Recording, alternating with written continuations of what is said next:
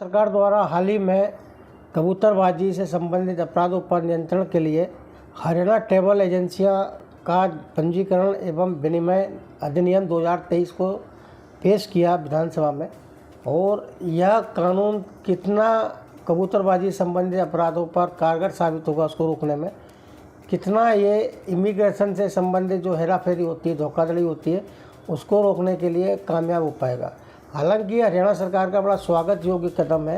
इस कदम से क्या प्रभाव पड़ेंगे, इससे धोखाधड़ी की घटनाएं रुकेंगी या बढ़ेंगी, इन्हीं सभी मुद्दों को लेकर हम आज करनाल ही नहीं प्रदेश के समाज सेवी, शिक्षाविद तथा केड एजेंसी के जो संचालक हैं डॉक्टर अरविंद कादियान जी के पास आए हुए हैं।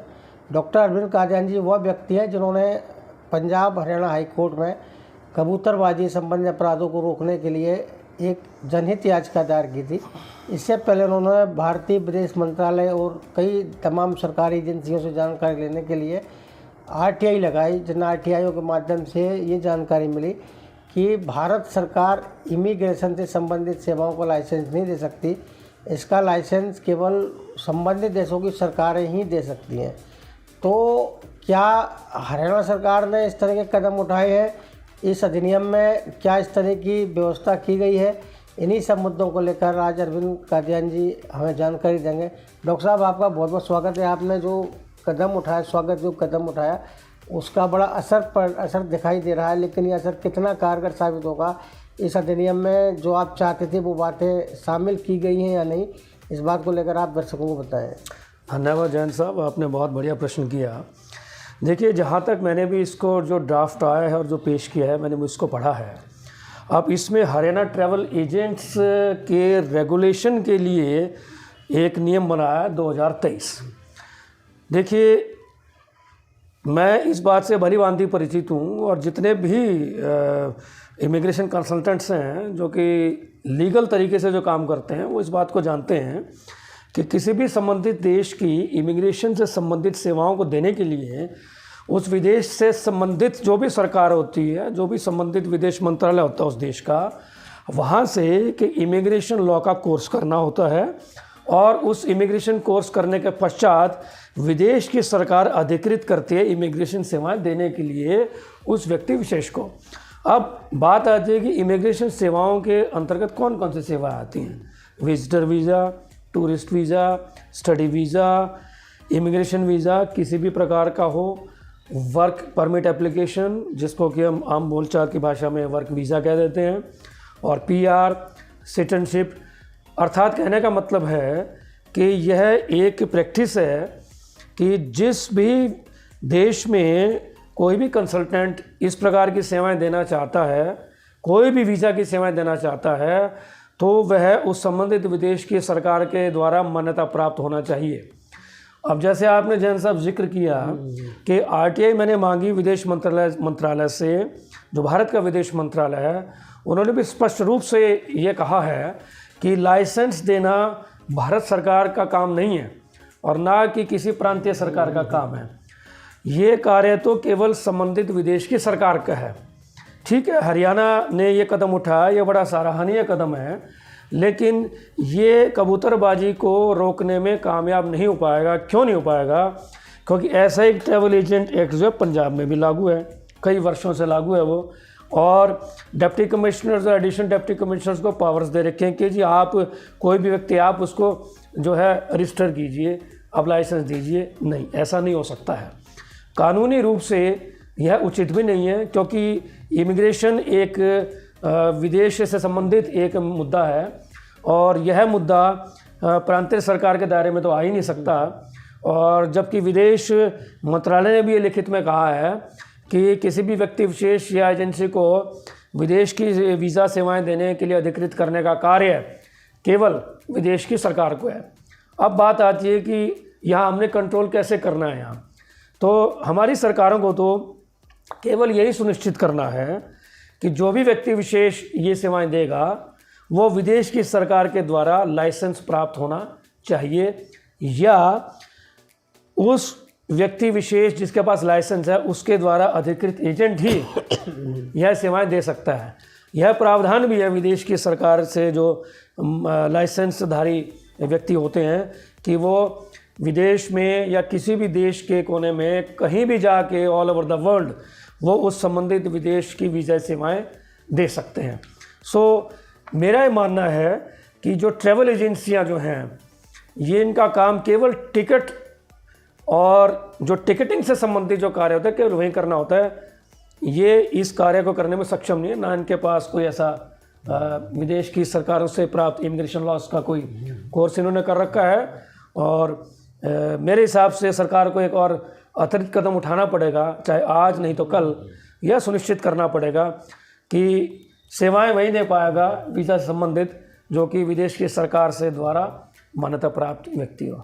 आपका मानना है कि इस एक्ट के साथ में एक सप्लीमेंट्री एक्ट भी जोड़ना होगा इमिग्रेशन सेवाओं के लिए? जी बिल्कुल जोड़ना पड़ेगा सरकार को, क्योंकि देखिए पंजाब में पहले से कर रखा है। This is only travel agents act. Travel agent का क्या काम है, जैसे कि नाम से क्लियर है, ट्रैवल एजेंट का काम है ना टिकट दो, अपना सीट रिजर्व कराओ, दैट्स इट। उनका कोई कंसर्न नहीं है वीज़ा सेवाओं देने से। और विदेश मंत्रालय ने अपनी लेटर में कहा है, और मैंने जनहित याचिका में यही मांग उठाई थी कि भी इस ढंग से किया जाए ताकि आम जनमानस जो कबूतरबाजी और अनधिकृत एजेंटों के चंगुल में फंस रहे हैं तो उनसे इनको निजात मिले। जैसे सरकार ने इस समय इसमें स्टडी वीज़ा, वर्क वीज़ा इस अधिनियम में इंगित किया है और इसके अलावा इमिग्रेशन सेवाओं को भी इंगित किया है कि इनकी सेवाएं भी इसके दायरे में आएंगी, तो सरकार ने उसमें केवल स्नातक योग्यता बताई है, जबकि योग्यता तो वीज़ा सेवाओं के लिए, इमिग्रेशन सेवाओं के लिए तो वहाँ का लाइसेंस जरूरी है। तो ये कितना, क्या सरकार अधिकृत कर सकती है एजेंट जो स्नातक लोगों को? देखिए जैन साहब, इसमें ऐसा है, अब इसमें लिखा है कि ग्रेजुएट होना चाहिए। देखिए ये बात माननी पड़ेगी, ये एक रेगुलेटेड प्रोफेशन है, एक सर्टिफाइड प्रोफेशन है। एक डॉक्टर होता है, आप किसी बीए पास को तो नहीं कह सकते कि जाके ऑपरेशन कीजिए। आप किसी वकील को तो नहीं कह सकते बीए पास, उसके पास लॉ की डिग्री होनी चाहिए। डॉक्टर के पास एमबीबीएस की डिग्री होनी चाहिए। इसी प्रकार आप यूएसए गवर्नमेंट की वेबसाइट पे जाइए, आप ऑस्ट्रेलिया गवर्नमेंट की वेबसाइट पे जाइए, आप कनाडा गवर्नमेंट की वेबसाइट पे जाइए, आप यूके गवर्नमेंट की वेबसाइट पे जाइए। जितने भी देश हैं जो कि इमिग्रेशन फ्रेंडली नेशंस हैं, वहाँ पे स्पष्ट रूप से लिखा गया है कि उस संबंधित विदेश की सरकार के द्वारा या उस विदेश की सरकार की जो रेगुलेटरी बॉडी है उनके द्वारा जो अधिकृत लाइसेंस आ रहे हैं वही इस बात का काम कर सकते हैं, अन्यथा किसी को अधिकार नहीं है और यह वास्तव में दंडनीय अपराध है। जैसे राज्य सरकार ने इस कानून को बनाया है, अगर देखा जाए तो जो भारत सरकार है, भारत सरकार उस तरह का रेगुलेटरी एक्ट बनाना चाहिए इसमें कि इमिग्रेशन सेवाओं को, ये तो पूरे देश का विषय, केवल एक हरियाणा का विषय तो है नहीं। क्या पूरे देश में भारत सरकार को उस तरह कदम उठाना चाहिए कि एक राष्ट्रीय स्तर पर एक इमिग्रेशन रेगुलेटरी पॉलिसी बनानी चाहिए, एक ट्रैवलिंग पॉलिसी बनानी चाहिए, जिससे कि एक लाइसेंस का तय होता है शुदा चीज़ हो राष्ट्रीय स्तर पर। क्योंकि राष्ट्रीय समस्या ये केवल हरियाणा की समस्या नहीं, पूरे देश भर की समस्या। पूरे देश में धोखाधड़ी के कई मामले आते, अगर देखा जाए तो 3 लाख से ज़्यादा लोग पर डे विदेश में जाने की अप्लाई करते हैं, किसी ना किसी रूप में 3 लाख लोग पर डे।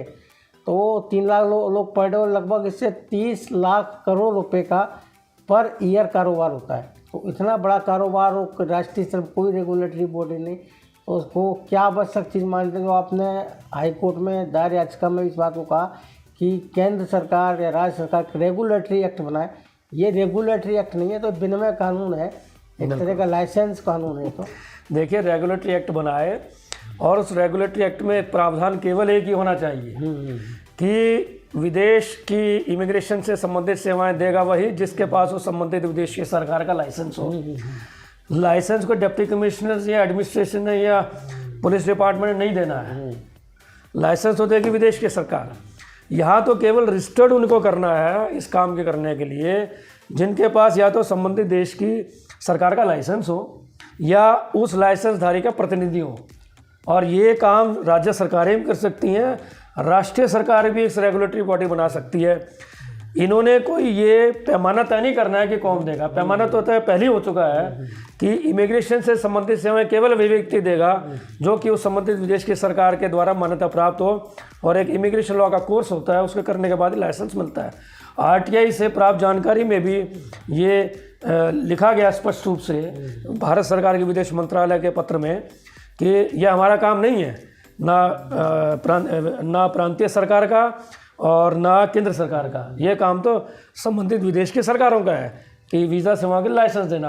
अब मुझे समझ नहीं आती कि ये एक जो है बड़ा कंफ्यूजिंग एक मैटर बना दिया भाई। ट्रैवल एजेंट का काम सिर्फ टिकटिंग से संबंधित है, वीज़ा सेवा देने से नहीं है।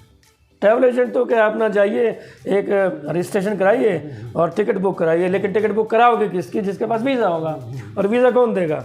वीज़ा वो देगा जो कि ऑथराइज कंसल्टेंट होगा।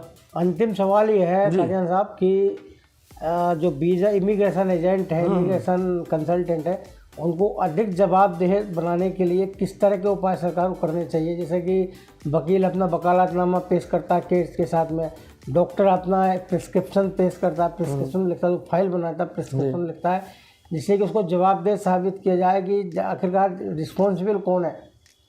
देखिए, बिल्कुल आपने बहुत बढ़िया प्रश्न किया।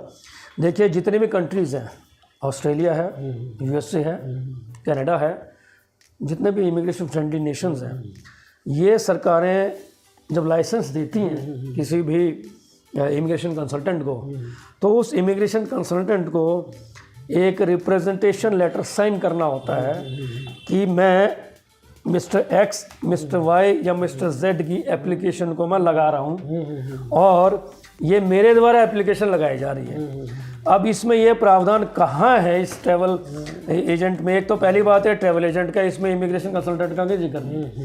दूसरा ये है कि ये तो वही बात आ गई कि कोई भी BA पास व्यक्ति रजिस्टर्ड कराए और XYZ की फाइल लगा दे, तो साइन तो वो X, Y और Z के करा रहा है। उसके साइन कहाँ पे हैं? कहाँ पे उसका एफिडेविट है जो कि वीज़ा एप्लीकेशन के साथ जाएगा, जिसमें लिखा हो कि मैं इस देश की वीज़ा फाइल लगाने के लिए अधिकृत हूँ और इस विदेश की सरकार के द्वारा जो लाइसेंस नंबर है वो ये लाइसेंस नंबर है। क्योंकि जिम्मेदारी तो तभी तय होगी, अदरवाइज जिम्मेदारी तय हो ही नहीं सकती। काजल साहब, दूसरा ये था कि क्या सरकार लीपापोती करने का प्रयास करे कबूतरबाजों को बचाने के लिए कि अपना जो ठीकरा था वो अधिनियम के मत्थे फोड़ दिया, ट्रैवलिंग एजेंट के मत्थे फोड़ दिया, और इससे इस कानून में इतने पेच हैं, इतने मतलब कमियां हैं कि कोई भी कबूतरबाज बच के निकलेगा इसमें। देखिए, इसमें ऐसा है, मैं ये तो नहीं कहूँगा लिपापोती है, सरकार का देख कदम तो सराहनीय है, लेकिन सरकार उस नब्ज़ को नहीं पकड़ पाई है जिसकी हम बात कर रहे हैं। क्यों नहीं? अब यदि ऐसे रजिस्टर करना है डिप्टी कमिश्नर्स ने, तो भाई ना तो मेडिकल कॉलेजेस खोलो, ना लॉ कॉलेजेस खोलो, ठीक है भाई, ठीक है, कोई भी BA पास हो, आ जाओ भाई, डिप्टी कमिश्नर लाइसेंस देगा आपको ऑपरेशन करने का, ऑपरेशन कीजिए पेशेंट्स का। और भाई ठीक है, ना तो बार काउंसिल की ज़रूरत है फिर तो कि भाई वकील जो है कोई वकालत करने की ज़रूरत नहीं, BA पास आए सिंपली। ये सरकार को समझना पड़ेगा, ये जो इमिग्रेशन एक व्यवसाय है, ये एक रेगुलेटेड प्रोफेशन है।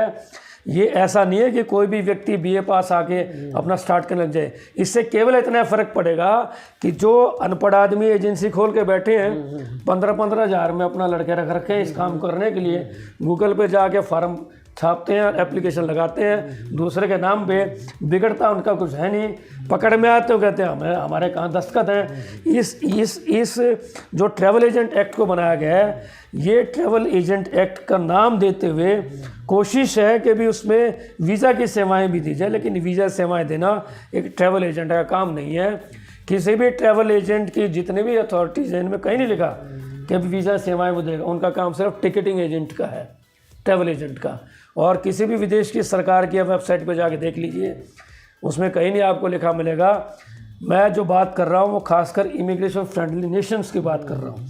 आप कई लोग कहते हैं कि जी दुबई हम भेजते हैं ट्रैवल एजेंट, या कई कहते हैं जी एक मैन पावर की सर्विस देते हैं। उस मैन पावर की सर्विस देने के लिए भारत के विदेश मंत्रालय ने एक अलग इमिग्रेशन एक्ट बना रखा है, वो वीज़ा सेवाएं देने के लिए नहीं है, वो कॉन्ट्रैक्चुअल लेबर फोर्स के लिए है। अब कई के बारे हम देखते हैं कि डिप्टी कमिश्नर जारी कर देते हैं लिस्ट को, वहीं से उठा के जो है, that is not concerned with provision of giving visa services.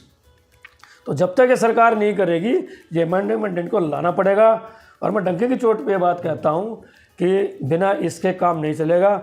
ये एक्ट तो पंजाब गवर्नमेंट ने पहले ही बना रखा है, इसमें और उस पंजाब गवर्नमेंट में कोई फ़र्क नहीं है। इसका मतलब है कि आपकी अपेक्षा भी पूरी जो हाईकोर्ट में आपने जनहित याचिका दायर की थी, उसका मोटो अभी इस एक्ट से पूरा नहीं हुआ है। देखिए, ये प्रयास है सरकार का इस दिशा में लेकिन ये प्रयास सफल तब तक नहीं होगा जब तक कि विदेश की सरकार से मान्यता प्राप्त लाइसेंस धारी को यहाँ रजिस्टर करने के बाद उसको प्रैक्टिस करने की अनुमति जब तक नहीं। काजल साहब का बहुत बहुत धन्यवाद, आपने दर्शकों को इतनी बेहतर जानकारी दी, उपयोगी जानकारी दी। अब सरकार को भी चाहिए इसके लिए आवश्यक कदम उठाए, इन कदमों को उठाते हुए और इस कानून को और अधिक कारगर बनाने के लिए इसमें कुछ अमेंडमेंट लागू करें। धन्यवाद। थैंक यू जी, धन्यवाद।